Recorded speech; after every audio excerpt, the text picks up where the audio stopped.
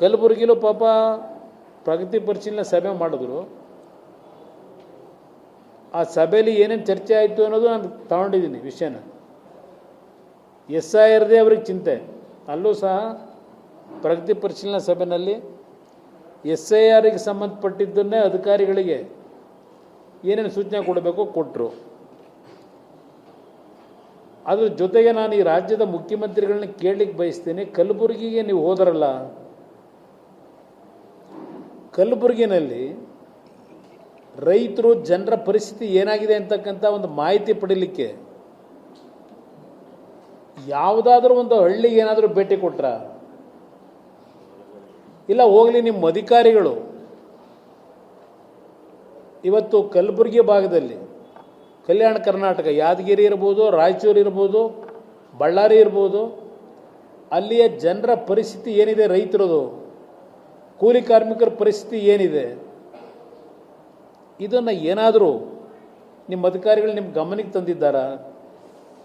ತಂದಿದ್ರೆ ಅವ್ರಿಗೆ ಏನು ಸೂಚನೆ ಕೊಟ್ರಿ? ಆ ಕಾರ್ಮಿಕರು, ರೈತರು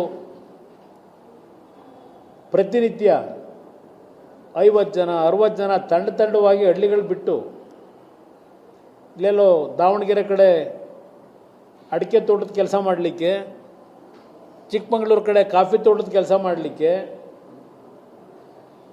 ಗುಳೆ ಹೋಗಿದ್ದಾರಲ್ಲ, ಅದರ ಬಗ್ಗೆ ಏನಾದ್ರು ಸಭೆಯಲ್ಲಿ ಯಾರಾದರೂ ನಿಮ್ಮ ಗಮನಕ್ಕೆ ತಂದಿದ್ದಾರಾ?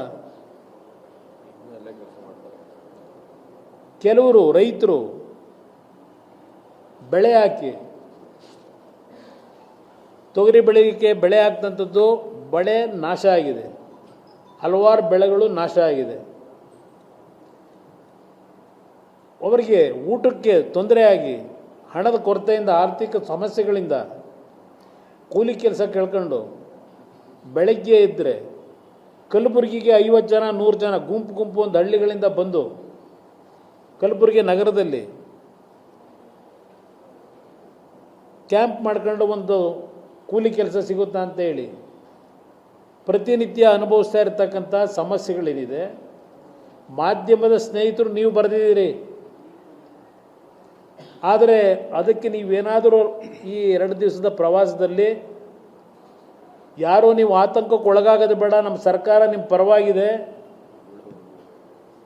ಎಲ್ಲೂ ಗುಳೆ ಹೋಗಬೇಡಿ, ಏನಾದರೂ ನಿಮ್ಮ ಪ್ರವಾಸದಲ್ಲಿ ಜನತೆಗೆ ಏನಾದರೂ ಒಂದು ಆತ್ಮಸ್ಥೈರ್ಯ ತುಂಬ ಬಂದ್ರ ಮುಖ್ಯಮಂತ್ರಿಗಳನ್ನ ನಾನು ಕೇಳಲಿಕ್ಕೆ ಬಯಸ್ತೀನಿ. ಇಲ್ಲಿ ಇವತ್ತೊಂದು ಪತ್ರಿಕೆಯಲ್ಲಿ ಬರೆದಿರೋದು ನೋಡಿದೆ, as rain fails distress migration surges in Kalyana Karnataka. ಇಲ್ಲಿ ಎಲ್ಲ ಡೀಟೇಲ್ ಒಂದು ಪೇಜ್ ಬರೆದಿದ್ದಾರೆ. ಇವತ್ತೇನಲ್ಲಿ 30 ಲಕ್ಷ ಹೆಕ್ಟೇರ್ ಭೂಮಿನಲ್ಲಿ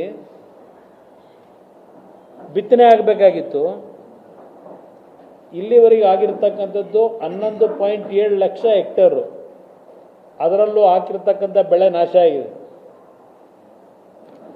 ಈಗ ನಿಮ್ಮ ಅಧಿಕಾರಿಗಳಿಗೆ ಈ ಬೆಳೆ ನಾಶ ಆದಾಗ ಬರಗಾಲ ಇದೆ ಅಂತಕ್ಕಂಥದ್ದು ಒಂದು ಕಡೆ ಬರಗಾಲ, ಇನ್ನೊಂದು ಕಡೆ ಪ್ರವಾಹವನ್ನು ಕಾಣ್ತಾ ಇದ್ದೇವೆ. ಈಗ ಸ್ವಲ್ಪ ರಿಸರ್ವಾಯರ್ಗಳಿಗೆ, ಜಲಾಶಯಗಳಿಗೆ ಸ್ವಲ್ಪ ನೀರು ಬರ್ತಕ್ಕಂಥದ್ದು ಗಮನಿಸ್ತಾ ಇದ್ದೇವೆ.